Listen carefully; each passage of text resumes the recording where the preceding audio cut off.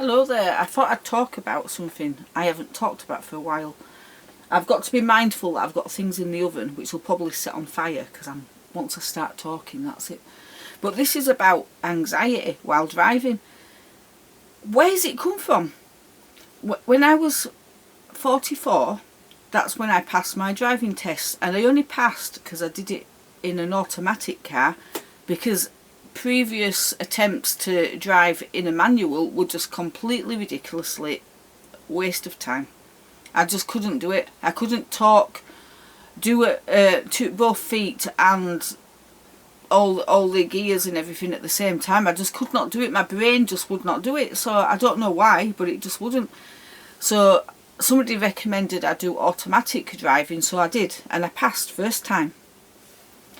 But I only learned how to drive because I was sick of depending on other people to drive me everywhere, and I wanted to expand my life, and I wanted to come to Scotland. So I really pushed myself and I did it. And I had a bit of nerves, I had a bit of anxiety, but I never had a panic attack while just driving. Never.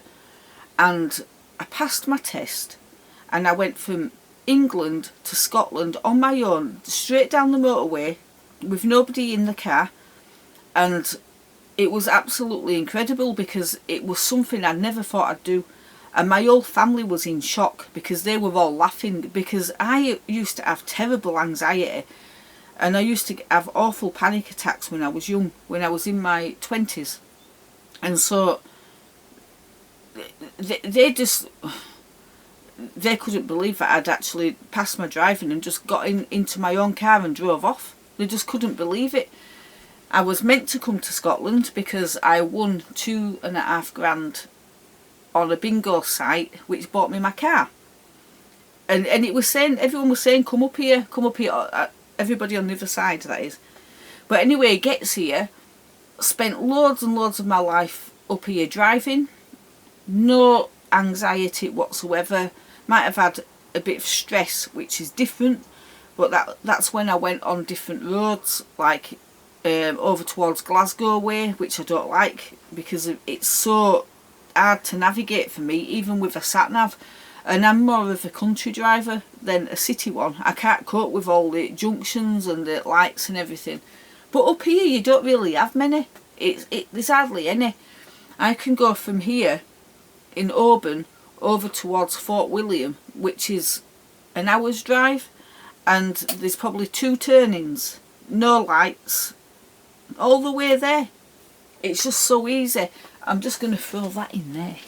To my home cooked chips in the oven, and they look almost done, and I haven't put the fish cake in, which takes 40 minutes. So clearly I don't know about timing and putting things together. And don't distract yourself, right? Don't distract, right? So we're going back to the car. It's going in for the MOT on Tuesday, and it will pass. And if it fails, it'll only be on a minor thing, and that'll be fixed in no time. Which means I get my car back on the road. So I have to overcome this horrible thing that's been happening. So for the last month, every time I've got in my car and gone off the park, I've got not even a minute down the road, and it's when I get to the long stretch of road, there's a long stretch where you can't pull over and you can't stop. And I started to get anxiety for no reason. And then I started panicking for no reason. And it made me lose my confidence. And I think what's happened is when the lockdowns came, we didn't go out so much because I didn't have money, because of my job got lost and everything for the first part of it. And when I did get my job back and everything was still shut. There was a lot of places that I used to go to and things I did that all stopped. And so I stopped driving. And when we did go somewhere like shopping, Paul always drove the car because I prefer to be a passenger. So I've just got lazy. But why is it I jumped into the car all enthusiastic saying, oh, do you know what, I'm going to start driving again now, and then I freaked out? Have I talked myself into that, or is it because I haven't driven and that's normal, or is it not normal? But now it's made me scared to go driving, which is crazy, and I can't allow that to happen, and I won't allow it. So when the car passes, what I'm going to do is I'll do a vlog on it, and I'll even show myself having a panic attack, because why not? I'm not scared to show things, you know, that are negative, if you like. I'm not bothered about that, but I want to know why it's happening now, because it doesn't make any sense.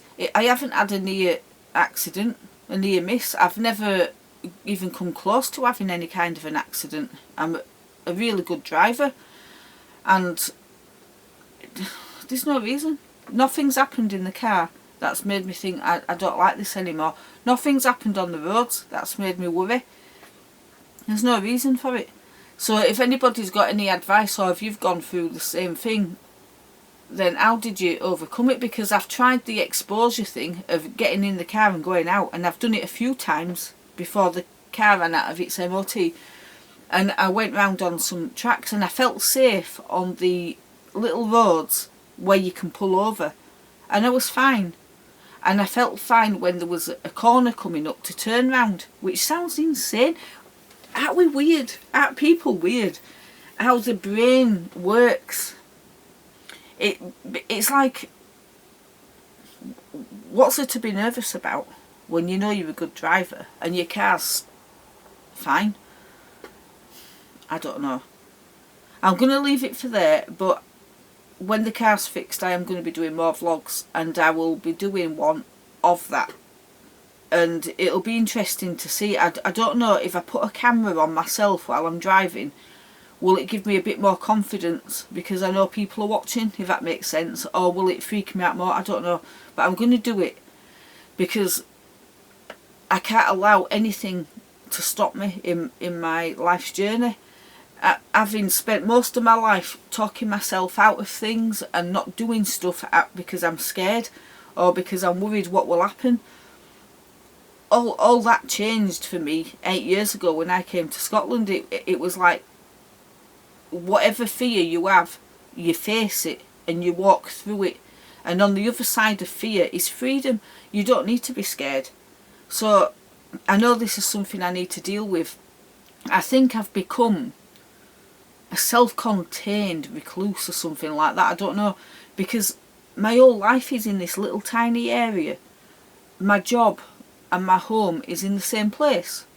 So when I open the door and go outside, I am at work if I've got my uniform on.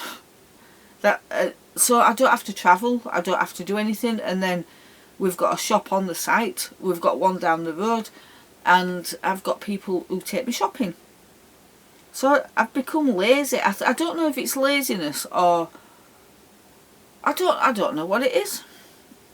Maybe I've just got into this comfortable place where I don't have to push myself anymore, because sometimes we complain that life's really hard, but that's where we learn the most about ourselves, when we're put into positions where we have to fight or just accept and just shut up. And because I'm stubborn, I won't do that. So when I'm in a hard place, I will push myself out of it. But I'm in a comfortable place, and I think when you become comfortable, you become kind of lazy, because what do I need to worry about? You know, even if my wage is low and I'm working part-time, I still don't have to pay to live here, so why am I fretting? I don't have to worry about bills and rent, mortgage. So maybe it's because my life has become quite comfortable that I've become complacent and lazy. I don't know. But I need to get my car back on the road, and I need to get in it, behind that wheel, and go on my adventures on my own, because I love being alone. I love it, and I love to go and explore, and I haven't been doing it, so this is going to happen.